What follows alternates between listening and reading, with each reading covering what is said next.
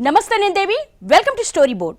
ఏపీలో కూటమి గెలుపుకు ప్రధాన కారణం ఓటు బదిలీనే అనే చర్చ గట్టిగా జరుగుతోంది. కూటమి ఏర్పాటు సమయంలో తీవ్ర గందరగోళమున్న ఎన్నికల ప్రచారం దగ్గర నుంచి పోల్ మేనేజ్మెంట్ దాకా మూడు పార్టీలు ఒక్కటై పోరాడడం బాగా కలిసొచ్చింది. చంద్రబాబు వ్యూహాలకు పవన్ దూకుడు తోడైంది. చివర్లో బీజేపీ పొత్తులోకి రావడం కూడా కూటమికి ప్లస్ అయిన పరిస్థితి. సోషల్ ఇంజనీరింగ్ లో కూడా కూటమి పై చేయి సాధించిందనే వాదన వినిపిస్తోంది. ఏపీ అసెంబ్లీ ఎన్నికల్లో కూటమికి పట్టం కట్టారు ఓటర్లు.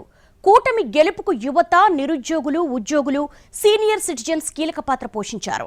కూటమిలో మూడు పార్టీలు ఒక్కతాటిపైకొచ్చి చేసిన ప్రచారం, అమలు చేసిన వ్యూహాలు బాగా విజయవంతమయ్యాయి. ఎక్కడ నెగ్గాలో కాదు, ఎక్కడ తగ్గాలో తెలియాలన్న పవన్ సినిమా డైలాగ్ను కూటమి పార్టీలు అక్షరాల అమలు చేసి చూపించాయి. ఏపీలో కూటమి గెలుపు ప్లాన్ అంతా చంద్రబాబుదే. కాకపోతే దాన్ని సక్సెస్ చేసే బాధ్యతను ఒకవైపు పవన్ కళ్యాణ్, మరోవైపు పురంధేశ్వరికి అప్పగించారన్నది తెలుగు తమ్ముళ్లు చెప్తున్నమాట. కూటమి గెలుపులో పవన్ చరిష్మా కీలకంగా పనిచేసింది. 2014లో పవన్ వ్యాఖ్యలకి, ఇప్పుడు స్పీచ్ కి చాలా తేడా వచ్చింది. ఒకప్పుడు ఆవేశంతో మాట్లాడే జనసేనాని ఇప్పుడు సందర్భం వచ్చినప్పుడు ఆవేశాన్ని ప్రదర్శించడం కూటమికి కొత్త అస్త్రంగా మారిందనే వాదన వినిపిస్తోంది. పేరుకే బీజేపీతో పొత్తుగాని ప్రచారమంతా తామై నడిపించారు చంద్రబాబు, పవన్. 4-5 సభలకు మాత్రమే బీజేపీ కీలక నేతలు హాజరయ్యారు. వైసీపీ గట్టిగా ఆశలు పెట్టుకున్న లబ్ధిదారుల ఓట్లను కూటమి వైపు లాగడంలో సూపర్ 6 బాగా పనిచేస్తుందనే అభిప్రాయాలు కూడా ఇప్పుడు వినిపిస్తున్నాయి. ఈసారి ఎన్నికల్లో కూటమి గెలుపు వెనుక మూడు పార్టీలు తమ వంతు పాత్ర నిర్వహించాయని చెప్పాలి.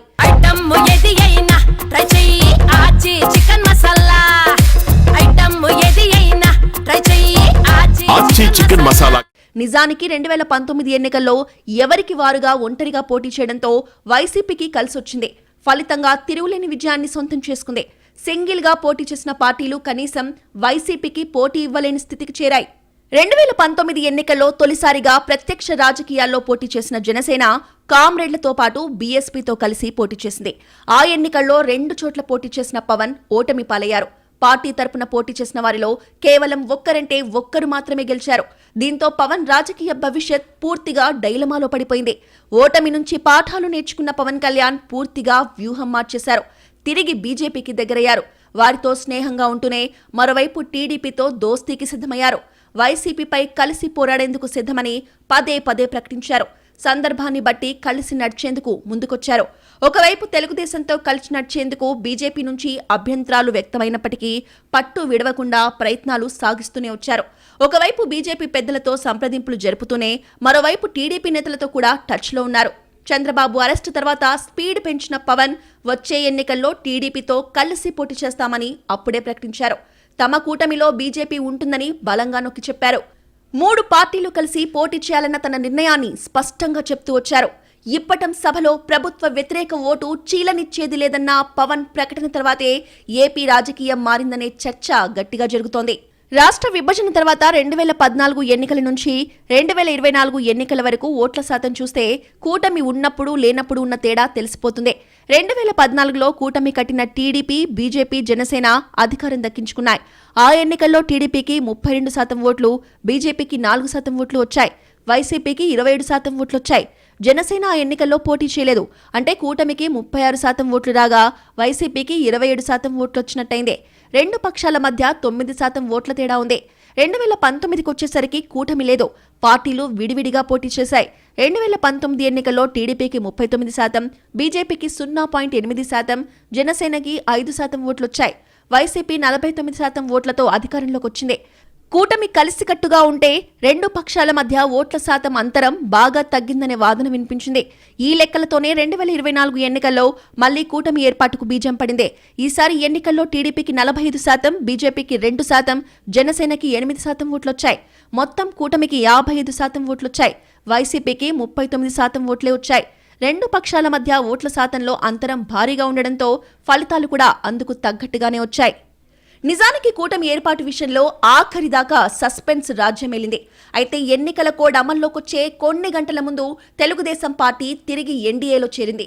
సీట్ల సర్దుబాటు సమయంలో కూడా పవన్ కాస్త వెనక్కి తగ్గారనే చెప్పొచ్చు. క్షేత్రస్థాయిలో పార్టీ పరిస్థితులు అంచనా వేసుకునే ఒక నిర్ణయానికి వచ్చారు. ఫలితంగా 21 స్థానాల్లో పోటీ చేసేందుకు అంగీకారం తెలిపారు. ఇక ప్రచారంలోనూ దూకుడుగా ముందుకెళ్లారు. వైసీపీ విధానాలపై సూటిగా ప్రశ్నిస్తూ జనాల్ని ఆలోచనలో పడేశారని చెప్పొచ్చు.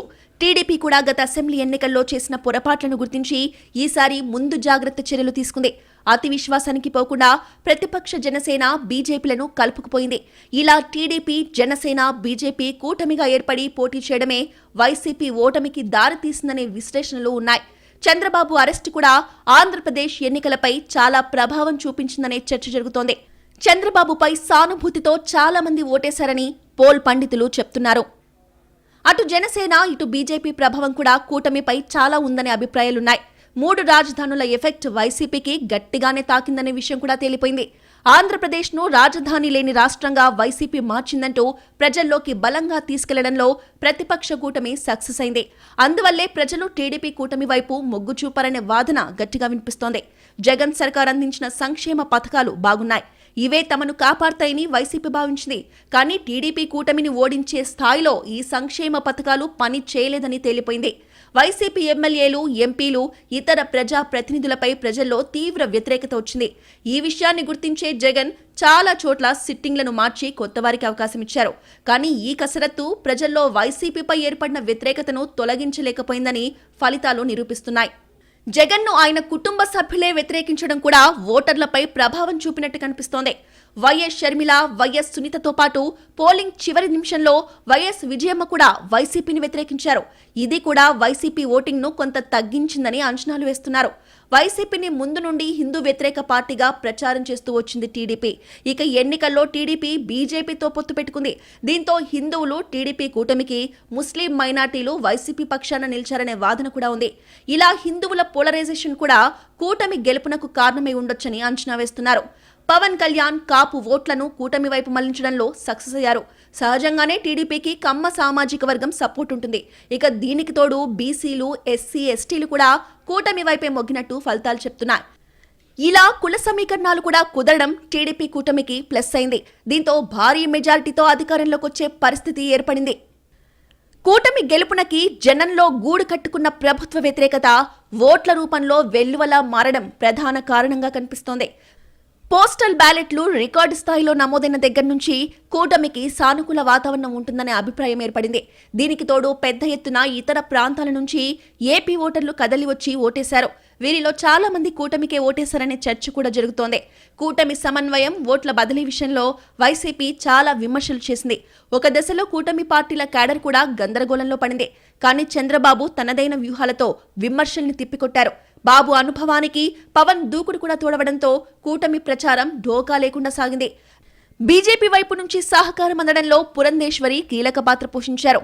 టికెట్ల ప్రకటనకు ముందే 3 పార్టీల క్యాడర్ సమన్వయ సమావేశాలు కొన్ని చోట్ల రసాభాసగా మారాయి. కానీ పోలింగ్ టైం వచ్చేసరికి కూటమిలో 3 పార్టీలు ఒక్కటిగా పనిచేసి వైసీపీకి షాక్ ఇచ్చిన పరిస్థితి కనిపిస్తోంది. కూటమి పార్టీలు తమలో తామే కలహించుకుంటాయని వైసీపీ అనుకున్న అంచనాలు తప్పాయని ఫలితాలు నిరూపించాయి. ఒక ఎన్నికలో ఓడిపోయినంత మాత్రాన ఓ పార్టీ పనైపోయినట్టు కాదు. ఆ పొరపాట్లు దిద్దుకోకపోవడమే పెద్ద తప్పు అవుతుంది. కానీ 2019 ఓటమి నుంచి పాఠాలు నేర్చుకున్న టీడీపీ బలంగా పుంజుకుంది. ఒక్కొక్క పొరపాటును సరిదిద్దుకొని గెలుపుకు బాటలేసుకుంది. కూటమి ఎట్టి పరిస్థితుల్లో ఫెయిల్ కాకూడదని పవన్తో పాటు టీడీపీ కూడా గట్టిగా కోరుకుంది. 2019 ఎన్నికల్లో టీడీపీ ఘోరంగా ఓడిపోయింది. కేవలం 23 స్థానాలకే పరిమితమైంది. అనంతరం రాజకీయ పరిణామాల్లో పలువురు ఎమ్మెల్యేలు టీడీపీకి గుడ్ బై చెప్పేసి వైసీపీ పంచున చేరారు. ఆ తర్వాత జరిగిన స్థానిక సంస్థలు, మున్సిపల్ ఎన్నికల్లో కనీసం పోటీ చేసేందుకు కూడా అభ్యర్థులు కరువైన పరిస్థితి నెలకొంది. అంతేకాకుండా రాజ్యసభలో కనీసం టీడీపీ ప్రాతినిధ్యం లేకుండా పోయింది. టీడీపీలో పునరుజ్జీవం నింపేందుకు చంద్రబాబు నాయుడు ఏ కార్యక్రమం చేపట్టినా తొక్కిసలాటలు జరగడం, ప్రజలు ప్రాణాలు కోల్పోవడం లాంటి అవాంతరాలు ఎదురయ్యేవి. స్కిల్ డెవలప్మెంట్ స్కామ్ కేసులో చంద్రబాబును అరెస్టు చేయడంతో ఆ పార్టీకి ఎక్కడా లేని సానుభూతి వచ్చింది. టీడీపీ పరిస్థితి ఏమైపోతుందో అనుకునే సమయంలో పవన్ కళ్యాణ్ వచ్చి మద్దతు పలకడం కలిసొచ్చింది. చంద్రబాబు నాయుడు జైలు నుంచి విడుదలైన తర్వాత పవన్ కళ్యాణ్తో కలిసి చేసిన రాజకీయం సక్సెస్ అయింది. ఒకవైపు బీజేపీని పొత్తుకు ఒప్పించి ఎలాంటి విభేదాలు లేకుండా టికెట్ల సర్దుబాటు సైతం చేసుకున్నారు. ఇవన్నీ ఒకెత్తైతే కూటమికి అనుకూలంగా ఓటర్లని మలుచుకోవడంలో ఈ పార్టీలన్నీ కూడా సక్సెస్ అయ్యాయి. దీంతో కూటమి విజయానికి బాటలు వేసినట్లయింది. లాస్ట్ టైం కన్నా కూడా ఎక్స్ట్రీమ్ పోలరైజేషన్ వైసీపీకి కూటమికి మధ్య జరిగింది. అందువల్ల 40% వైసీపీకి వచ్చిన బహుశా 55%, 56% వరకు కూడా కూటమికి వెళ్ళి ఉండాలి. సో 15% ఓటింగ్ తేడా అంటే ఈ రకమైన రిజల్టే వస్తుంది. అందువల్ల పొలిటికల్ అరిథమెటిక్ కాస్త క్లియర్ గా కూటమికి అప్పర్ హ్యాండ్ గా ఇచ్చింది. ఇది మొదటిది. ఎందుకంటే 2019లోనే టీడీపీకి 40% వచ్చింది, జనసేనకు 6 నుంచి 7% వచ్చింది, బీజేపీకి 1 to 2% అనుకున్నా కూడా 49% ఇదే జరిగింది. ఇక వైసీపీ నుంచి ఒక 5-6% ఓటింగ్ షిఫ్ట్ అయినా కూడా 55-56% పోతుంది. అందువల్ల క్లియర్ యాంటీ ఇన్కంబెన్సీకి పొలిటికల్ అరిథమెటిక్ తోడైంది. తెలుగుదేశం పార్టీకి అతిపెద్ద అస్త్రం ల్యాండ్ టైటిలింగ్ యాక్ట్. ఈ ల్యాండ్ టైటిలింగ్ యాక్ట్ అమలు జరిగితే మీ పొలాలు మీ చేతుల్లో ఉండవంటూ చంద్రబాబు అండ్ కో విపరీతంగా ప్రచారం చేశారు. మీ భూములకు సంబంధించి పత్రాలు జిరాక్స్ మాత్రమే ఉంటాయని, ఒరిజినల్స్ మాత్రం జగన్ వద్ద ఉంటాయని ప్రజల్లోకి తీసుకెళ్లారు. అంతేకాకుండా పట్టాదారు పాస్ పుస్తకంపై రాజముద్ర ఉండాలే కానీ జగన్ ముద్ర ఏంటని చంద్రబాబు అండ్ కో నిలదీశారు. వైసీపీ అధికారంలోకి వస్తే మీ భూములు మీ చేతుల్లో ఉండవు, జగన్ చేతుల్లోకి వెళ్లిపోతాయి, లోన్లు కూడా రావు అని ప్రజల్లోకి చంద్రబాబు నాయుడు తీసుకెళ్లారు. ఇది నిజమని నమ్మిన ప్రజలు, చిన్న సన్నకారు రైతులు కూటమికి అనుకూలంగా ఓటేసిన పరిస్థితి కనిపిస్తోంది. అప్పటిదాకా స్కీమ్ల గురించి జరిగిన ప్రచారాన్ని ఈ భూముల భయం కొట్టిపారేసిందనే చర్చ జరుగుతోంది. ఈ ఎన్నికల్లో కూటమి గెలుపొందిందంటే అందుకు కారణం కూటమి పార్టీలోని ఏకాభిప్రాయం. టీడీపీ కష్టకాలంలో ఉన్నప్పుడు పవన్ కళ్యాణ్ ఆ పార్టీకి మద్దతు ప్రకటించారు. వచ్చే ఎన్నికల్లో టీడీపీతో కలిసి ఎన్నికలకు వెళ్తున్నానని తెగేసి చెప్పుకొచ్చారు. అప్పటికి కూడా బీజేపీ టీడీపీతో కలిసి వెళ్లేందుకు సిద్ధంగా లేదు. అయినప్పటికీ పవన్ కళ్యాణ్ కూటమి బాధ్యతలను తమ భుజస్కంధాలపై వేసుకుని కూటమి ఏర్పాటులో సక్సెస్ అయ్యారు. ఇప్పుడు కూటమి గెలుపుకు పునాదులు కూటమి ఏర్పాటులోనే ఉన్నాయి. కూటమి ఏర్పాటవ్వడంతో పాటు అటు టీడీపీ, ఇటు జనసేన, మరోవైపు బీజేపీ 3 పార్టీలు కలిసి అడుగులు వేయడం, కలిసి ఎన్నికల ప్రచారం నిర్వహించడం, ప్రధాని నరేంద్ర మోడీతో సత్సంబంధాలు కలిగి ఉండడంతో ప్రజలు కూటమికి జై కొట్టారు అనడంలో ఎలాంటి సందేహమూ లేదు.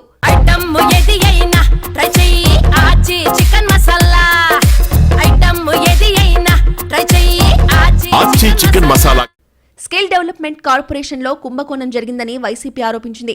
ఈ క్రమంలో కేసు నమోదు చేసిన సిఐడి విచారణ చేపట్టింది. చివరికి చంద్రబాబు నాయుడును కోర్టులో హాజరుపరచగా రిమాండ్ విధించింది. ఆ సమయంలో టీడీపీ అనేక కార్యక్రమాలతో ప్రజల్లోకి వెళ్లింది. నిజం గెలవాలి అంటూ నారా భువనేశ్వరి సైతం రోడ్డెక్కిన పరిస్థితి. ఈ కాలంలో 15 ఏళ్లు సీఎంగా చంద్రబాబు నాయుడు ఏం చేశారనేది బయటపడింది. దీంతో యువత బ్రింగ్ బాబు బ్యాక్ అంటూ టీడీపీకి ఆకర్షితులయ్యారు. ఇది కూటమి గెలుపులో ఒక మేజర్ ఇన్సిడెంట్ గా చెప్పుకోవచ్చు. ఇకపోతే సూపర్ 6 స్కీమ్లు కూడా కూటమికి బాగా కలిసొచ్చాయి. ప్రతి టీడీపీ కార్యకర్త, జనసేన కార్యకర్తలు ఈ సూపర్ 6 హామీలను ప్రజల్లోకి తీసుకెళ్లడంలో సక్సెస్ అయ్యారు.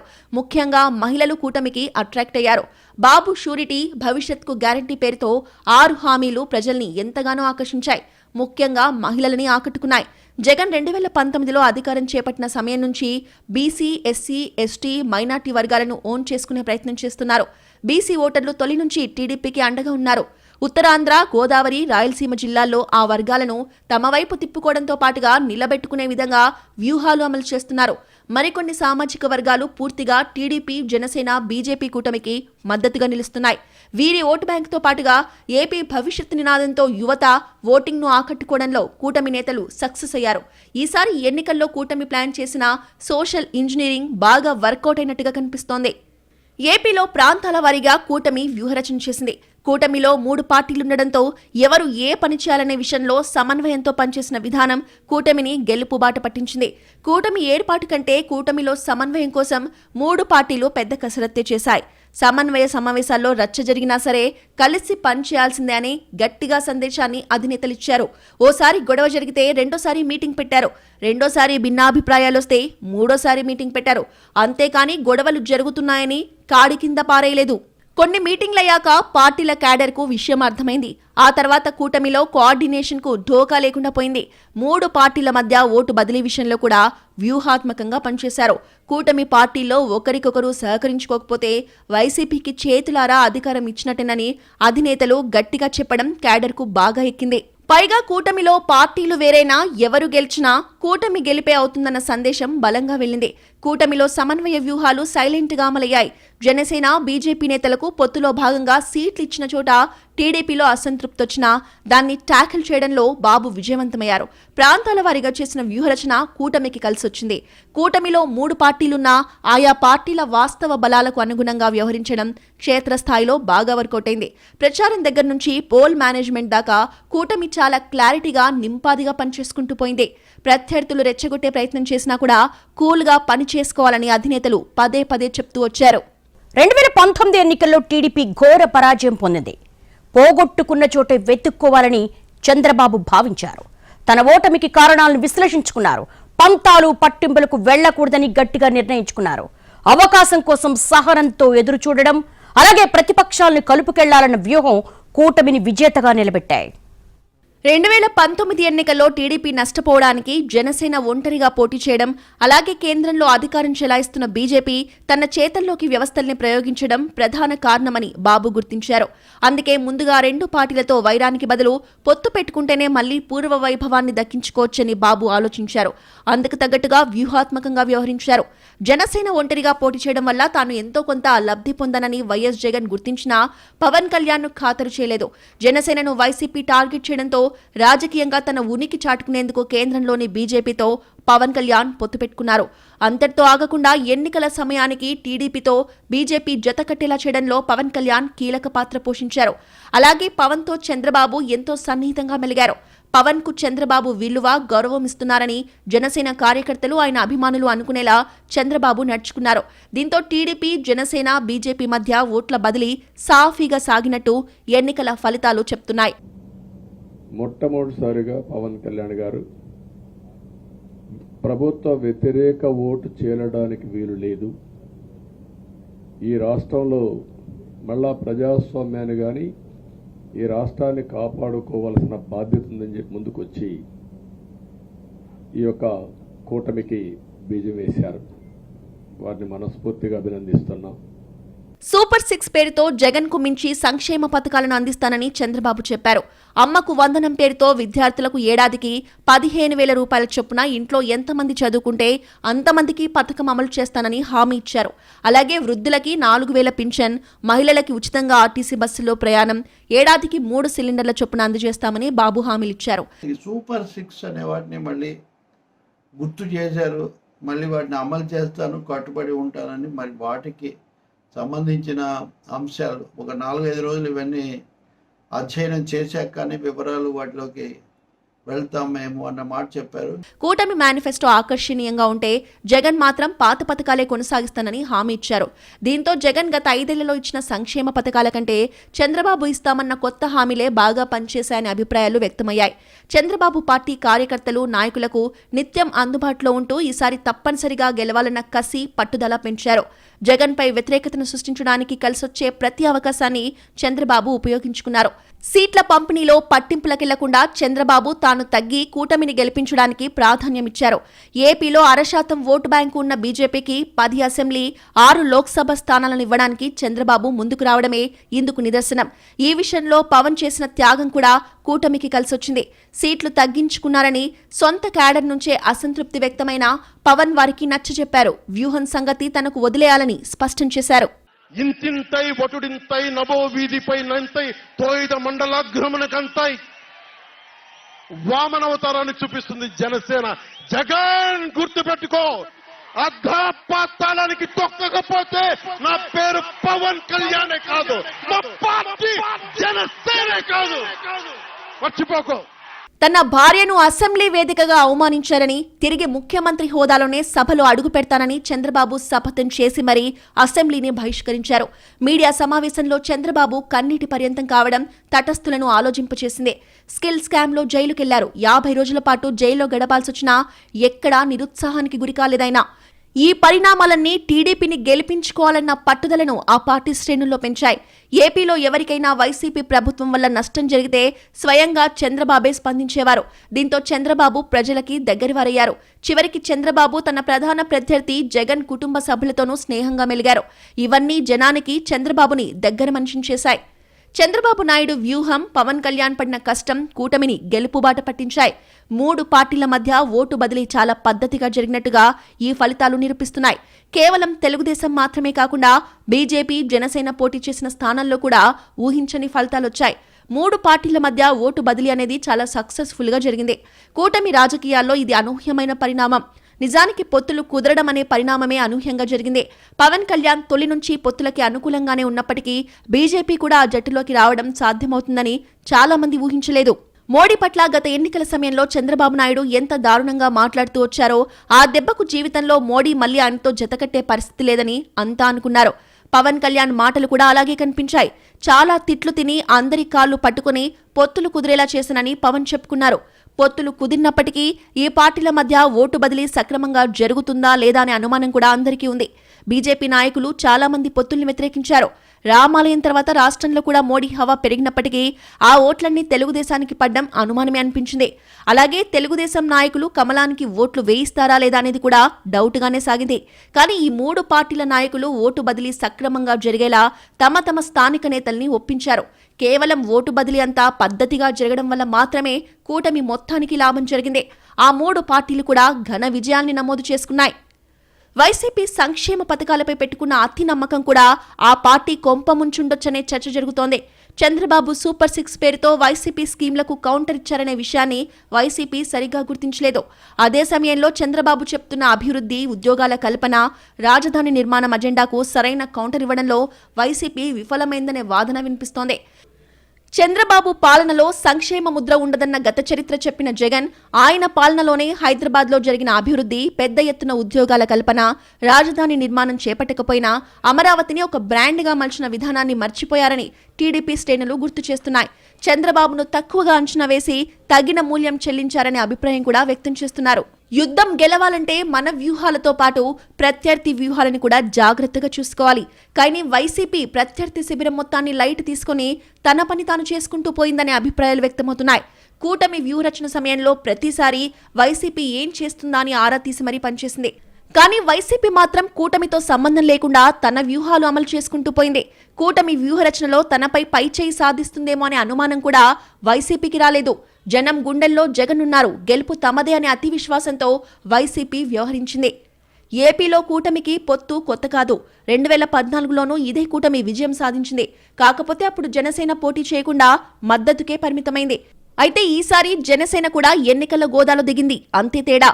2014తో పోలిస్తే కూటమి బలం గణనీయంగా పెరగడానికి పవన్ ఫ్యాక్టర్ కీలకంగా పనిచేసింది. కూటమిగా ఒక్కటిగా ఉండి తీరాల్సిందేనని జనసేనాని మొదటి నుంచి గట్టిగా చెప్తూ వచ్చారు. ఏ మాత్రం తేడా వచ్చినా రెండోసారి జగన్ సీఎం అవుతారని ఆయన కూటమి క్యాడర్ను హెచ్చరించారు. ఒక రకంగా కూటమి సమన్వయానికి పవన్ ఇరుసులా పనిచేశారనే చెప్పాలి. ఏ ఇష్యూ వచ్చినా కూటమి కలిసికట్టుగా ఉండే పరిష్కారానికే పవన్ మొగ్గు చూపారు. పవన్ పూర్తిగా సహకరించడంతో చంద్రబాబు కూడా ఇబ్బంది లేకుండా పోయింది. పవన్ రాజకీయాల్లో జూనియర్ అయినా కూటమి సమన్వయంలో మాత్రం చాలా పరిణితిని చూపించారు. జనసేన నుంచి సమస్యలు రాకుండా చాలా జాగ్రత్తలు తీసుకున్నారు. కూటమి వేరు, జనసేన వేరు కాదని పదే పదే క్యాడర్కు చెప్పారు. కూటమికి పెద్దన్న పాత్ర టీడీపీదే అయినా సమన్వయం విషయంలో మాత్రం పవన్ కళ్యాణే కీలకంగా పనిచేశారు. ఓట్ల సర్దుబాటు కూడా చంద్రబాబు, పవన్ ఇద్దరూ ఒకే డైరెక్షన్ ఇవ్వడంతో చాలా ఈజీగా జరిగిపోయిందని కూటమి క్యాడర్ చెప్తోంది. కూటమి లేటుగా ఏర్పాటైనా పొత్తులు ఖాయమేనని 3 పార్టీల కార్యకర్తలకు ముందే అవగాహన ఉండడం కూడా కలిసొచ్చిందనే వాదన ఉంది. పాత మిత్రుల కొత్త కలయికే కాబట్టి ఎక్కువగా హోంవర్క్ చేయాల్సిన అవసరం లేకుండా పోయిందని, ఓటు బదిలీపై ఎక్కువగా ఫోకస్ పెట్టే అవకాశం చిక్కిందని విశ్లేషణలు ఉన్నాయి.